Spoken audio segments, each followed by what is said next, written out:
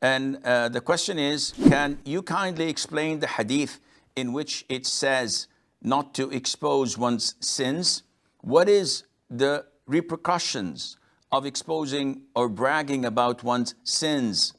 And what is the reason for not exposing our sins in front of others? I have heard that this is because of the sins will become common in the society. We don't have a justification. What we have is that Allah Azza wa Jal prohibited us to expose what He has disclosed.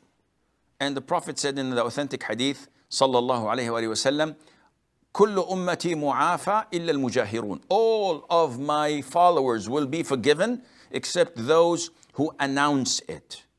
So by announcing your sin, it means that you neither fear Allah Azza wa Jal in the first place, nor have the audacity to hide what you had done. So you're showing and exposing and calling people to come and share with you what you had done among these heinous acts of yours. And therefore Allah Azza wa Jal would not forgive your sin if you were to expose them in such a fashion, and Allah knows best.